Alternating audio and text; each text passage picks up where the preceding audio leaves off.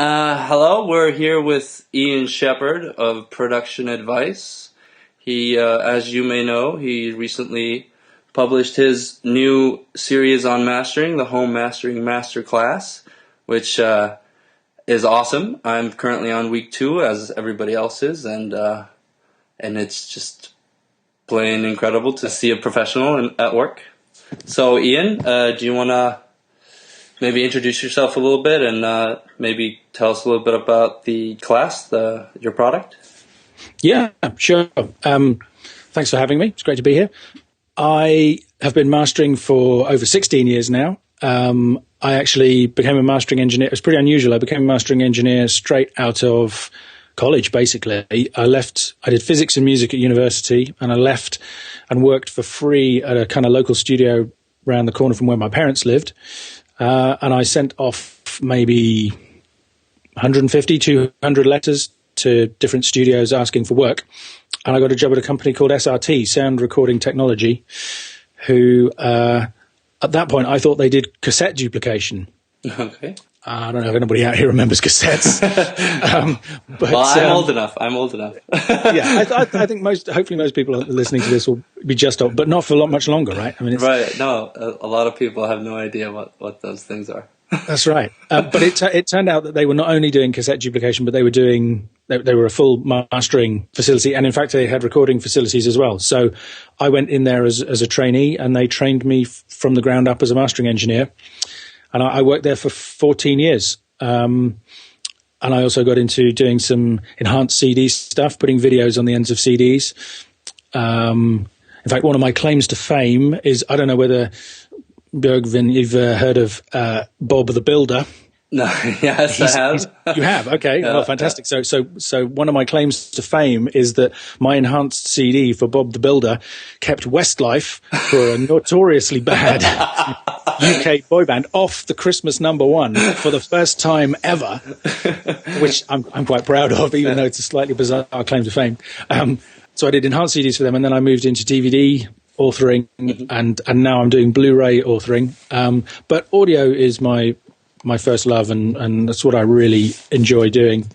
And I set up Production Advice a couple of years ago to try and give good advice to people out there who wanted to do their own recording and mixing, because I saw lots of people who wanted advice, and lots of advice out there on the forums and around the place, and quite a lot of it I thought was really bad. And completely obsessed with gear. And well, they don't call it gear sluts for nothing. Well, exactly. So I kind of wanted to give an alternative to that. Mm-hmm. And at the time, I was still working as a mastering engineer, and SRT didn't really want me talking about mastering outside of what I did for them. Right. So the site was very focused around recording and production and mixing. But after I left there, I was free to do what I liked, and people were very interested in my experience as a mastering engineer, and because there's lots of people who want to do their own mastering out there, and it's still quite a closed shop. There's not many people talking openly about what mastering is and how you could do a good job of it. Right. And there are good reasons for that. And as somebody who does it professionally, I understand why people might say you shouldn't do it yourself. Mm-hmm. But the truth is that you can do a decent job of it in a home studio if you've got the right mindset, and you have the right goals in mind, and you have some reasonable tools, and you put some time in. So that's what people seem to be interested in, and that's what I'm kind of doing most nowadays. On the website, at least. I mean, I run my own mastering company, so I do mastering work alongside that. Right. And that's where the Home Mastering Masterclass came from, because people kept asking, could they come and be an intern? Could they sit in on some sessions with me? Could I listen to this track and give them an opinion? And I wanted to help, but to listen to someone's track and give them an opinion about mastering it, I basically have to master it, which takes about an hour. And there's a limit to what you can do of that for free, as well as running a company and keeping your clients happy. So at some point, it might have been Joe from Home Studio Corner who actually suggested that I should do some videos of mastering sessions. Mm-hmm. And that's basically what the Home Mastering Masterclass is. It's a series of 7 videos where they're screen capture videos. So I'm working on my home mastering setup, not in the studio. Mm-hmm. And I'm just using a bunch of different bits of software like Logic and Pro Tools and Reaper and Wavelab and a range of different plugins, basically, to do the mastering on 7 different songs from lots of different genres. Right. And the idea is that by watching that and by listening to me talk about what I'm doing and why I'm doing it and how I'm doing it, people will learn some useful stuff about how to master their own music. Right. Yeah, it's kind of like I've explained. It's sort of like the fly on the wall type thing. They get everybody. It's basically like coming into your home studio without having to leave their bedroom. You know? Yeah, exactly. Yeah, that's right. And then I'm doing some kind of extra little bits. There's an essentials video that starts it off where I explain some stuff to get people going, and there's going to be a kind of an overview video at the end where I hopefully bring it all together and add some extra detail where people have asked for it. And the people on the course get to ask me questions. They can send me emails to ask for more information about the stuff that I've talked about in the individual videos. And I do my best to answer those questions. And so far, I've had a really good reaction to it. There's loads of people have signed up. Everybody seems very happy. So I'm really pleased with how it's going. Yeah, it's absolutely great. And I noticed that you keep adding to, even though you're on week 2, you just added a new thing to week 1. Yeah, anybody who's on the course now, there's an introductory discount. Mm-hmm. So you get like 40% off if you sign up before the end of this week. And part of the reason for that is because I knew that I was going to have to modify the course as I went along. I wanted to get people's feedback on what they wanted to know more about, what they wanted more detail about, what maybe wasn't coming through from the videos. So I'm going to be updating the whole thing as I go along, so that because there are new people coming onto the course all the time, and I want them to get the best possible content that they can right at the beginning. Right. To help them get up to speed for the rest of the course. So, it's working well so far. We'll see how we go. Right. So one of the things is that you're using, it's aimed at normal home recordists, and with any DAW, I noticed that you used Logic in the first one, and actually, was it Wavelab in the Essentials video, and then Logic, and then Pro Tools in week 2. So for anybody who has any DAW can sort of get the knowledge, because it's not really about the software. It's about the techniques used. Absolutely, yeah. I mean, the people often ask me what software I use, and I mean, when I was working at SRT, the answer was a piece of software called Sadie, the Studio Audio Digital Editor, I think it was called, which is kind of the de facto pro mastering standard, or it was. But the truth is, I mean, the main thing about a piece of audio software, if you're going to use it for mastering, is it needs to be bit transparent, which means that you need to be able to load up a piece of audio and save it straight back out again and know that the numbers haven't been changed at all. Right. And I mean, just for example, that wasn't the case with Audacity last time I tried it. Oh, Audacity is a really popular free audio editor. And now I'm not saying that it would necessarily have degraded the audio or made any kind of noticeable change. But for me as a mastering engineer, one thing I have to be able to do, so if somebody sends me some files and says, I want exactly those files on the finished CD, I have to know that the software I've got is capable of that. Yeah. So that's kind of rule 1. Providing the software follows that rule, I'm happy to use it, because after that, it's really just a case of workflow and easy, and all these bits of software have different features that, some of them are great, some of them not so great. I really like Wavelab at the moment, of the ones that I've tried for mastering at home, in terms of, because Sadie is still several £1,000s, whereas I think Wavelab is more like £500 or £600, which is still quite a bit of money for a dedicated mastering piece of software. But people can use, Logic, Pro Tools, Reaper, which is really, really affordable. But what about the difference between, because Logic is it's basically just a home DAW, compared to something like Wavelab or or I guess even Wave Burner that comes with Logic Studio, where those are more like dedicated mastering. You just put 2-track files against 2-track files, and you kind of create like a whole CD image, and then you can do the fades and all that stuff. But that's kind of different to do in Logic, because when you're bouncing out a CD, do you just, in Logic, you just align that like the markers, the region markers, and then you bounce one track at a time, soloed, or? I just export them as regions, and then I'll top and tail them, do the fade ins and outs in something else. Mm-hmm. And then I'll burn a CD. I mean, you could use Toast or you could use Nero. Oh, okay. However, but I mean, just for example, one of the reasons I like Wavelab is it supports a thing called DDP, mm-hmm. which is Digital Disc Protocol, which is the professional mastering format. Uh-huh. So you can actually use that to output an image that you could send to a plant for manufacturing, as opposed to just burning a playable disc that you could burn copies of or whatever.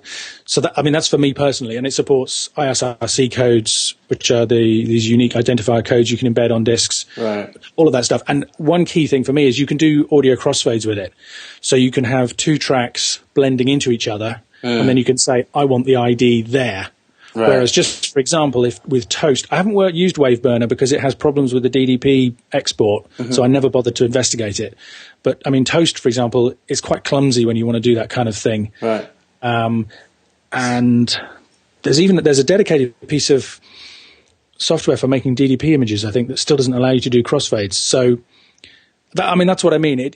If you're working in Logic or Pro Tools, maybe you're going to have to export the tracks and reassemble them into a final CD in another piece of software, sure. all that kind of stuff. I like the fact that in Wavelab you can just put it together and go burn, and it's done. Yeah, exactly. But it's not essential. It's just, that's kind of a personal preference, really. Yeah, I didn't know about that crossfade thing. That's it's cool if you want to make like a whole big work of art, basically, like what do you call them? The concept album. Concept albums. That's the word I was looking for. I was like, it's not even just concept albums. Lots of people, kind of dance albums or right. Soundtrack music. There's loads of different genres where you might want to put sound effects in between or just, whatever. Mm-hmm. And I just like being able to. Wavelab is quite similar to Sadie. You could, just for example, you can drag track 3 and move it back half a second, and everything after it will also move back half a second, so none of the other gaps get messed up. Sure. Little things like that. Whereas, say, Wave Editor, which is a really good piece of software, currently, they're coming out with version 2 soon, so I'm excited to see what that does. But currently, if you move one track on that, it just moves, and all the rest sit where they are. Mm-hmm. So if you close one gap up, you have to close all the other gaps up, and it's just kind of extra steps. It's annoying.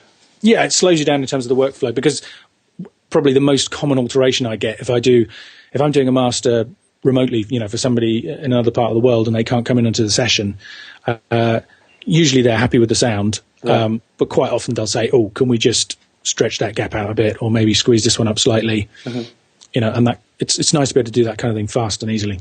Sure. I noticed in your last 2 videos, or I guess your last 3 videos, that you spent a lot of time talking about metering plugins. You've shown us a few different versions of your metering, what you can use and such. So mm-hmm. Can you elaborate on the importance of, because to you they seem to be the most important, or one of the most important things?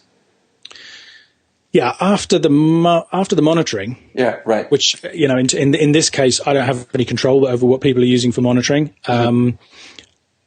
That's, to a mastering engineer, the most important thing. I think if you asked any pro mastering engineer, what's the one thing you couldn't work without, they would say my monitors, mm-hmm. And possibly the room that they go in. It's kind of because the one thing that I've been talking about a lot with people on the course is this concept that you have to get the level of the songs right first, mm-hmm. and then everything else follows. The most basic master you can do is put the right songs in the right order with mm-hmm. decent gaps in between and neat starts and ends. But as soon as you start doing that, you'll start realizing that the songs don't balance perfectly with each other.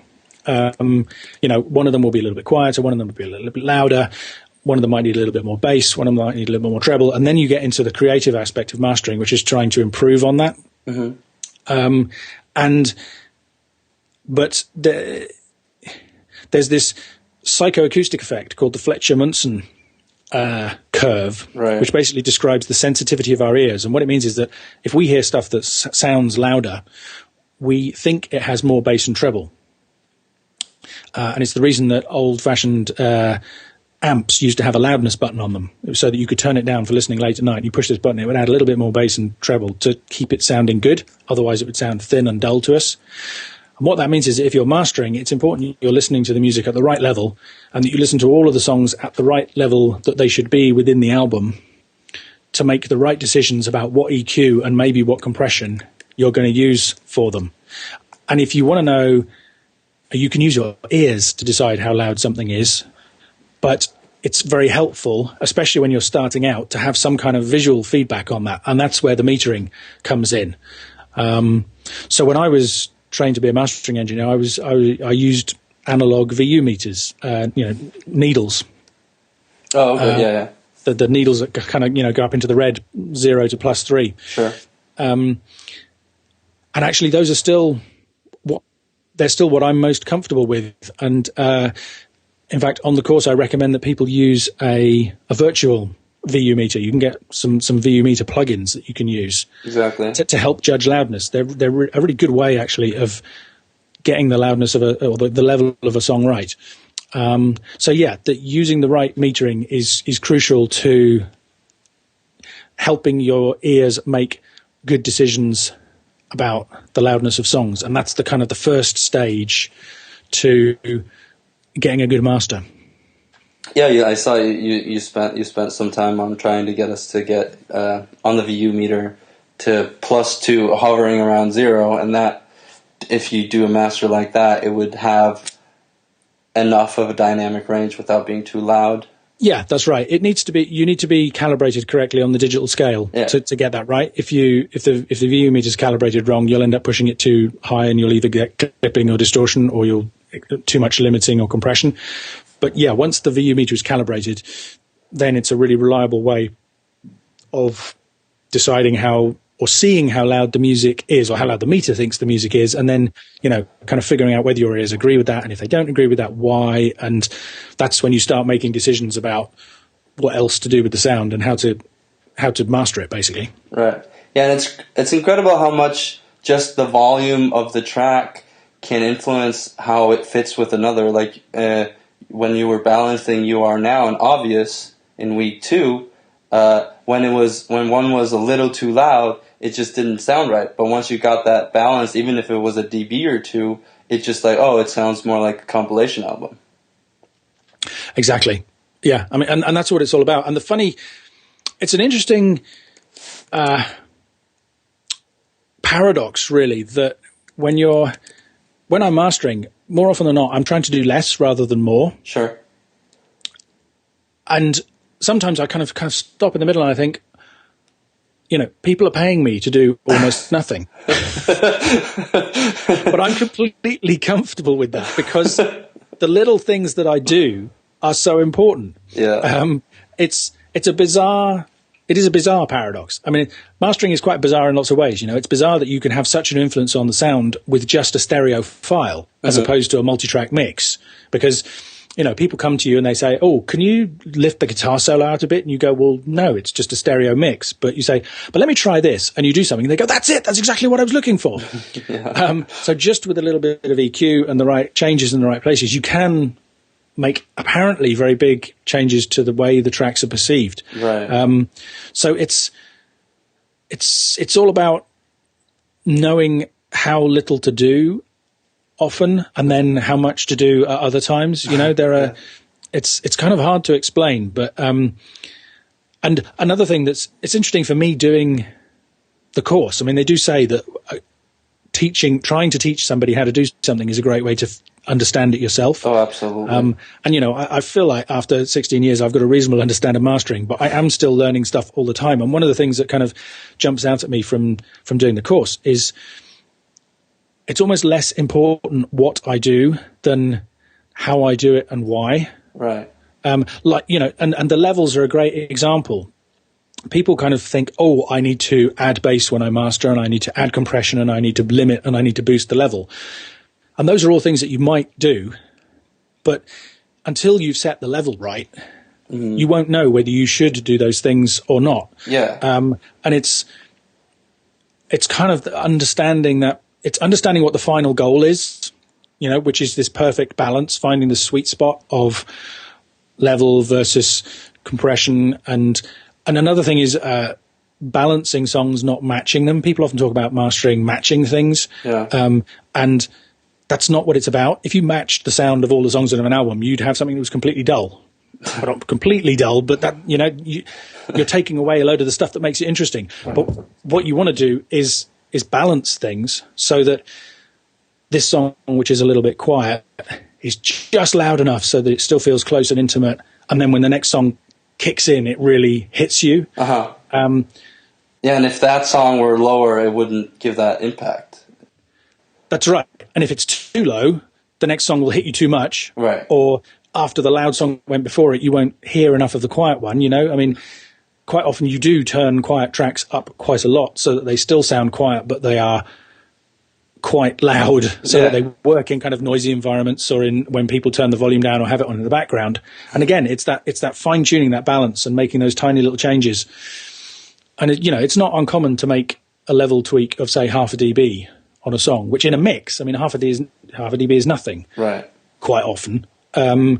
Whereas once you get to that final mastering stage, it can make all the difference. Quite often I'll get somebody comes in with an album and I'll listen to it, I think this sounds great, I don't need to do anything. And they go, well, listen, I'm here, I've paid you, see what happens. And once you get into working on it, you can, well, okay, well, we could, maybe if that was moved half a dB there and this was shifted here, and you get to the end of it and you've made something that's greater than the sum of its parts. Right. All those tiny little changes, it's kind of like you add 5% there, 10% there, and by the end of it, you've got 250%. Right. Somehow. Yeah, I mean, if somebody comes in with a song that you also think is good and sounds great, you're immediately taken by like the halo effect of that, But once you get into the mastering mode of putting on the mastering hat instead of maybe a listening hat, you start seeing how you can improve things. Yeah, exactly. And in fact, that happened to me quite recently. And yeah, the other thing is, within the context of an album, you could listen to a song in isolation and think that sounds great, I don't want to do anything to it. But as soon as you start bringing things together and listening to them in combinations, then you start to want to fine-tune things. And I guess, that's maybe almost like a painting thing. If you have this beautiful color that you love, and you slap it on the canvas and it looks great, and then you bring in another color and you slap some of that on, and individually there, but you put them next to each other and you go, actually that blue needs to have a little bit more green in it to sit really well with that yellow over there, or whatever it is. Sure. And it's the same thing with audio. It's like mixing a track. That's a good analogy. I always say, people ask me what the difference between mastering and mixing is, and when you're mixing, you're balancing the elements of a song, but when you're mastering, you're balancing the elements of an album or a group of tracks. Sure. And that can make things difficult if you're, nowadays, people more and more sending single songs in to be mastered, which you can do. You just get it to sound as good as it can in your own opinion. But to some extent, you're working in a vacuum there. So especially if somebody sends you something that is later going to be part of an album, I will always explain to them that I might well tweak the sound of the master when it gets to the stage that I've got more songs to balance it against. Yeah. Because just in terms of levels, say, if you've got one really, really loud song on the album, then you don't want the quiet. The quiet tracks have to balance with that. Sure. So it's all about context. Right. I have one question about. I wrote this post because I got this question from a reader about he was using his Windows Media Player to normalize a few tracks to make them sound at the same level, and he kind of felt that they sounded as an album, or as he says, they all sound like perfect brothers by the time they hit the CD. And I was trying to explain to him that like normalization is basically just like it's just raising the volume of the track to make to make a lot of tracks sound at the same volume. But then I got a comment that I didn't.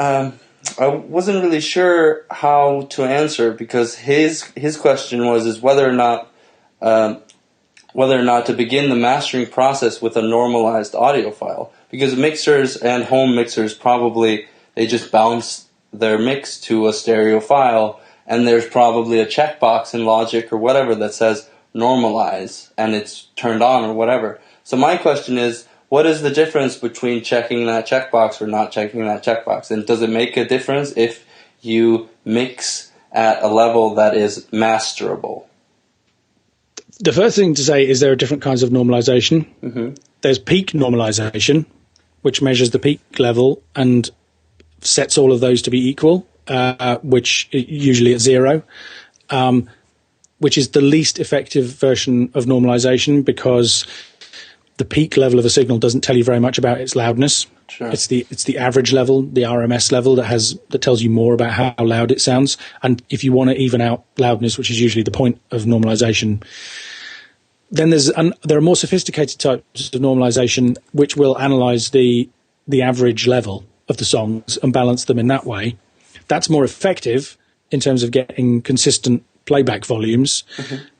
Which is kind of one of the things that happens in mastering, this balancing process. Sure. It is, in that case, very much a matching process rather than a balancing process. So it's a kind of machine's opinion of how equal they should be rather than a human's opinion. But it's probably better than nothing. The risk with it is, how is it done? Because if you have a very dynamic song with lots of peaks in it, the program will decide it's quiet. Mm-hmm. In comparison to a more heavily compressed song. Does it turn the heavily compressed song down, or does it turn the quiet song up? If it turns the quiet song up, is it then adding limiting to the sound to stop it clipping, or does it just clip? Or there's kind of a whole load of questions that come in about how is the normalization done and is it any use? Mm-hmm. So the first thing is to try and figure out what kind of normalization your software is using. But the next thing is to say, if you're going to have it mastered, it's not really useful, because I'm going to change the level at least. Every once in a blue moon I get an album where I just copy it flat. But to be honest with you, I can't think of the last time that happened. Right. Except when I was, told to. Mm-hmm.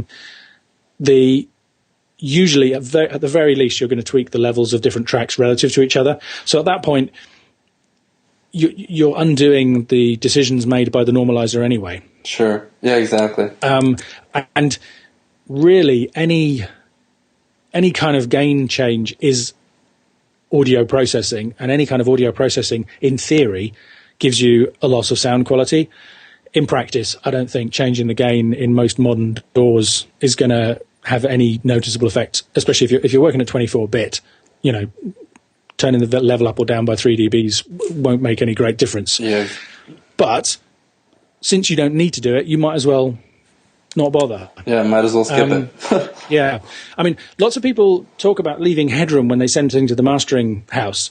I do think there's a value in having Headroom when you're mixing, because, well, for various reasons. There's this issue is intersample peaks, which is that you can have an audio signal that's peaking up to 0 in a digital workstation but not clipping, that when you play it back through the analog converters does introduce some clipping distortion. That's something you want to avoid, and a good way to avoid it is just to make sure you stay 2 or 3 dBs clear of 0 when you're mixing. But there's another reason for having lower levels, which is that, especially if you're using plugins, if you're using analog hardware, or if you're using plugins that are designed to emulate analog hardware, that analog hardware was designed to operate at a certain level and has a certain amount of headroom in it. And once you push too high up into that headroom, you will start to get saturation and distortion effects. And sometimes those are things that you want. Sometimes you're doing that deliberately, and sometimes they're not. If all of your channels in your DAW are maxed out, and then you're pushing it through a load of plugins, you're almost certainly pushing them too hard. So I would definitely advise restrained levels in the mixing environment.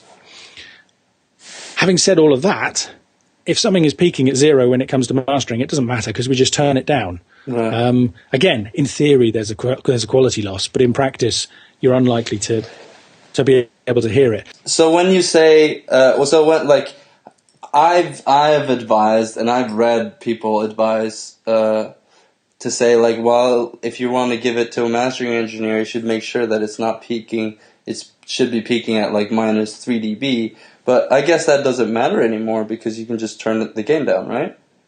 It doesn't matter in that pure sense of, but it's still good advice because it means that you'll probably have the levels on your faders a bit lower and going through all of those plugins a bit lower, and you'll avoid the risk of intersample clipping that you don't know about.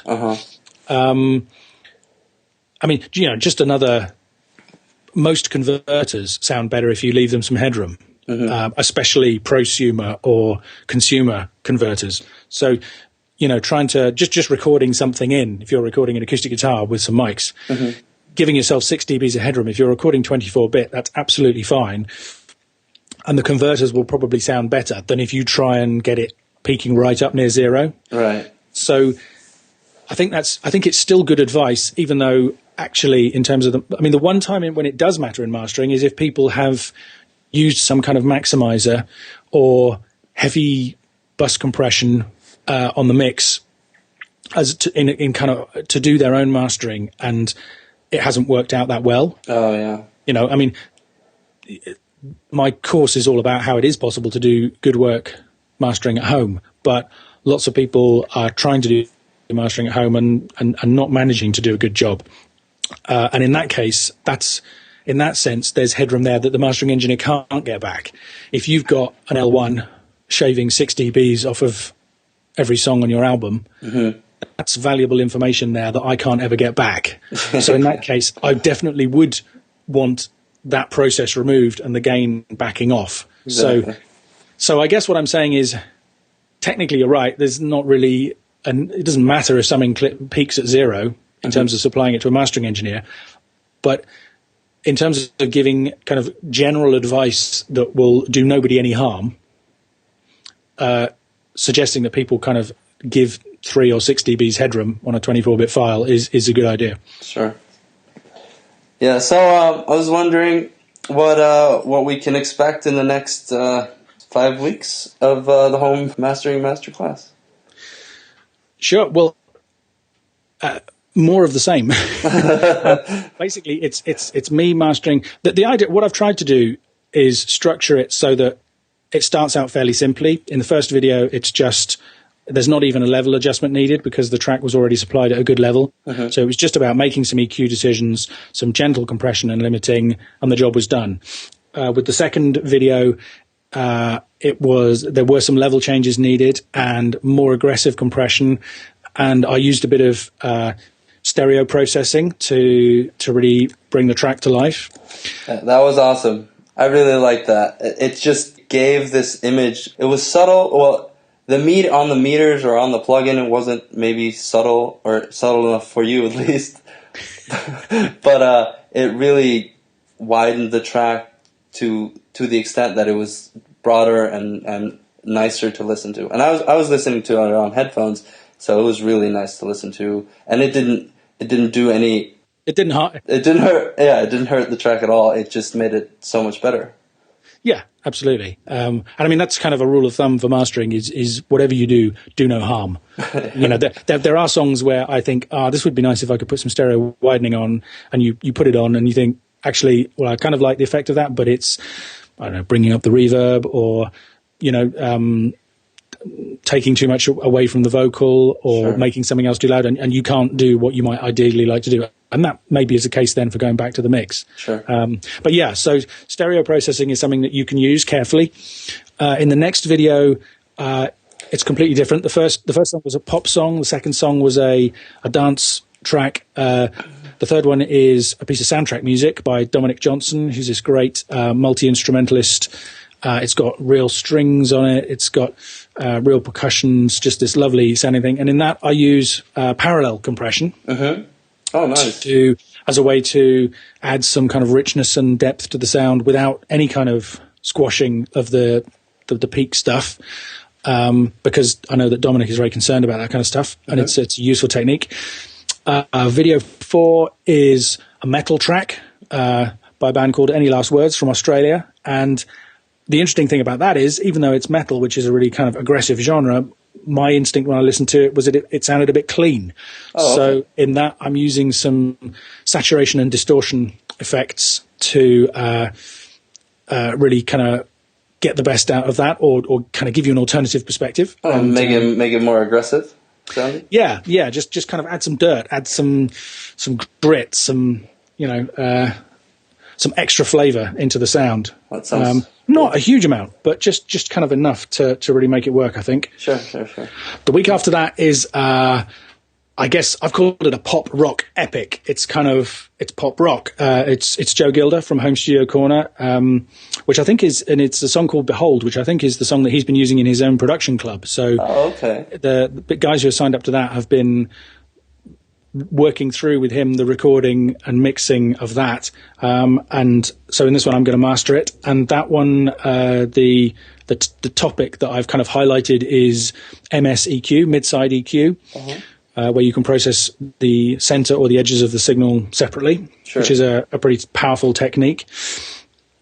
The week after that is a track called Snow by an English folk singer called Terry M, who, but it's kind of dark and rocky as well, which I love. And in that, I'm talking about stem mastering. So usually I prefer to master from a stereo file, but sometimes people want to send me, or I ask people to send me submixes, basically groups from the mix. So in this case, I think I've got bass and drums as a stereo channel, all of the guitars and keyboards as a stereo channel, and then the vocals as a stereo channel. And I treat each of those slightly differently to get the best results. Week 7, there's a jazz tune by Sigurður Gudmundsson, also from Iceland. Yes. I'm having a beer with him next week, maybe. Well, in which case, buy yourselves both a beer from me, and I will PayPal you the funds. And yeah, the week after that is the overview. But here's a sneak preview of something. I'm going to ask people on the course what they think about this idea, because a couple of people have said, I mean, I would say all of the mixes that I had submitted, because I had to find stuff to work on to do these videos. So I just asked people that I knew if they had songs that they would like to contribute. Right. And so I've got some great tunes, and I've got a great range of genres, and that's a really good set of topics to cover that I just listed there. But they all sound pretty good. You know, nobody wants to submit something that's going to be listened to by other people that has problems. Sure. And as at least one person has asked me, you know, are you going to show us how to polish a turd? Right. Is there a bad mix in there somewhere? Well, and I always say you can't polish a turd, but you can put it on a pedestal and highlight its good points. Right. And, you know, I do quite a lot of that in my career.